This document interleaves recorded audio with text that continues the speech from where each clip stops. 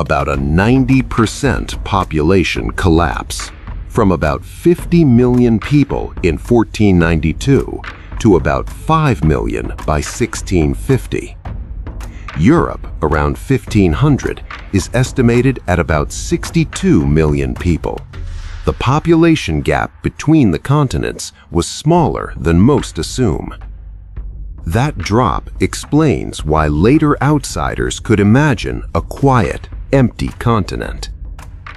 Before the collapse, the Americas ran on systems: cities, markets, roads, canals, aqueducts, calendars, and records.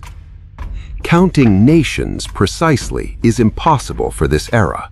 Borders shifted and power moved. Languages give a clearer signal of scale. Ethnologue records about 1,070 indigenous languages across the Americas. Even after centuries of loss, the United States recognizes 574 tribes. Canada has more than 600 First Nations. The pre-1492 world was far larger. In central Mexico, one number already breaks the myth: Teotihuacan.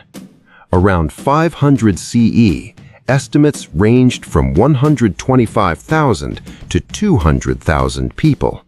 The city covered about 21 square kilometers. A metropolis that size implies planning, food supply, craft production, storage, leadership, and stable routines. Centuries later, another city becomes the headline: Tenochtitlan, a lake capital built on artificial islands, about 13 square kilometers in area, estimated about 400,000 people in 1519. Causeways and canals shaped movement. Fresh water arrived through aqueducts. Canoes carried goods through the city. The Aztec Empire reached far beyond one capital. By 1519, about 5 to 6 million people lived under its control across about 207,200 square kilometers, roughly the size of Belarus today. That scale requires administration, tribute, logistics, enforcement, and records. Education was organized too. Calmecac training started around age 10 and taught history and codices systematically. Telpochcali district schools trained commoner youth with elementary education and military preparation. The economy can be explained with two core outputs: food. Chinampas, raised field agriculture in the lake zone, described as allowing up to 5 crops per year. 5 harvests support specialists. It supports dense cities. It supports markets that run every day. Textiles. Cloth functioned as wealth and state capacity. Moctezuma II's palace was described as having 300 rooms. Palaces also mean storage, workshops, and organized labor. Value moved through more than barter. Cacao beans functioned as currency in parts of Mesoamerica. Copper hoe money circulated in parts of central Mexico and beyond. Trade ran through major markets. Reports describe the market at Tlatelolco drawing about 60,000 people on a major day. That scale suggests rules, standards, and oversight. Further southeast, the Maya world shows another kind of proof: writing. Maya hieroglyphic writing is often described as the only full writing system developed in the pre-Columbian Americas. A true writing system preserves names and dates. Dynasties, tribute, astronomy, law, and history can be recorded and taught. The calendar is a scoreboard of training. 260 days, 365 days, 18,980 days. A 260-day ritual cycle and a 365-day solar year combine into an 18,980-day cycle, also described as 52 years. Numbers like that require specialists. They require teaching. They require institutions that preserve knowledge. Maya cities were built for public life. Descriptions include plazas, temples, palaces, and courts for playing ball. Names that anchor the map to reality: Tikal, Calakmul, Palenque, Copan, Chichen Itza, Uxmal. More than 1,500 ball courts have been found across Mesoamerica. Many of them followed the same basic design: a long court, sloped walls, and clear end areas. Some courts even had stone rings as targets. With that many courts, this was a shared ball sport, not a local game. The ball game was a fast physical sport with ritual weight. Players used hips, knees, and elbows on a solid rubber ball, aiming to keep it in play, later aiming for stone rings.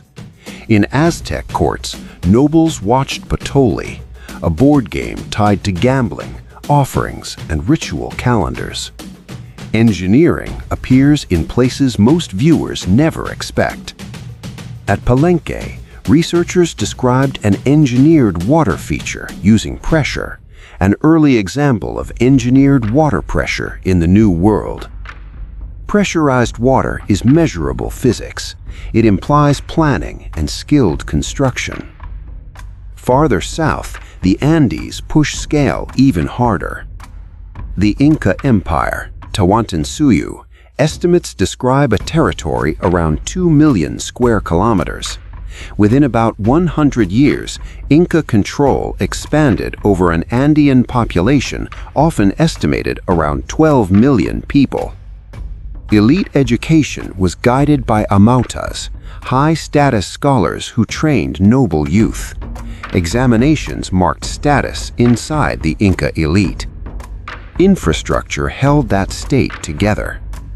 UNESCO describes the Capacnan road system as about 30,000 kilometers. It links peaks above 6,000 meters to coasts, valleys, rainforest edges, and deserts. Relay runners carried messages at speed, often described as up to 241 kilometers per day. A full-sized pack llama could carry about 45 to 60 kilograms. Even loaded, it could still cover about 25 to 30 kilometers in a day.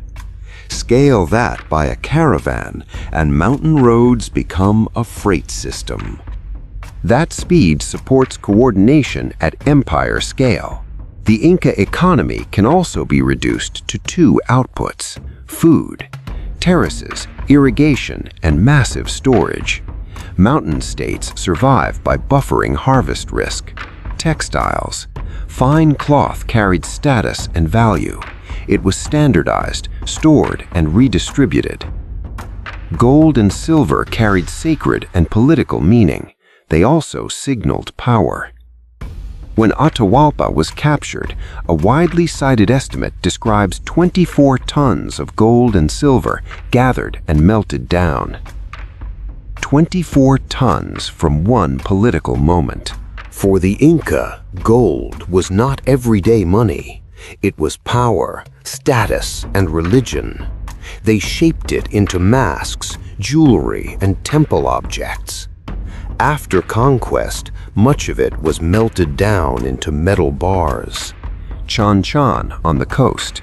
UNESCO calls it the largest earthen architecture city in pre-Columbian America. It covered about 36 square kilometers. North America also holds numbers that erase the wilderness story. Cahokia, a central plaza of nearly 40 acres. Monk's Mound rises about 30 meters. It contains about 700,000 cubic meters of earth. Peak population is commonly estimated around 10,000 to 20,000 people between 1050 and 1150. Much of the built world used earth and timber, so it leaves different ruins than stone empires. Rivers and coasts acted as highways, moving copper, shells, turquoise, and salt across long distances. In the southwest, irrigation turns into hard engineering. The Hohokam built canal networks in the Salt River Valley, measured at more than 150 miles, about 240 kilometers. In the same broad region, Chaco Canyon shows another model. Great houses, multi-story masonry, and ceremonial kivas built into the plan of entire communities. Farther northeast, political organization reaches a different form. The Haudenosaunee Confederacy began as 5 nations: Mohawk, Oneida, Onondaga, Cayuga, and Seneca. The Tuscarora joined later, forming the 6 nations. Everyday life also included play, sport, and celebration.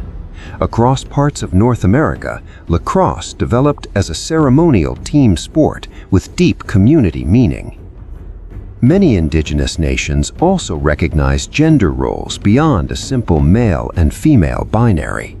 Today, the umbrella term Two-Spirit is used for some of these identities, with meanings that vary by nation and community. After 1492, the map changes fast. The driver is demographic collapse. Disease tears through populations. War follows. Forced labor follows. New law and land titles overwrite older systems. Extraction then locks the new map into global trade. Potosi is one brutal example. Silver was discovered there in 1545. Within 3 decades, the population surpassed 150,000, making it the largest city in the New World. It peaked around 160,000, about 1650. A high-altitude mining city becomes a global hinge. The final section is a scenario. Contact alone can spread disease. A trade-first relationship still carries that risk. More indigenous states could survive into modern borders. More capitals could remain indigenous capitals. More borders could follow languages, river basins, roads, and markets. The Americas were made to look empty. The numbers prove the opposite. Thank you for watching. Hope you enjoyed it and learned something new. For more videos like this, subscribe and comment what you want to see next.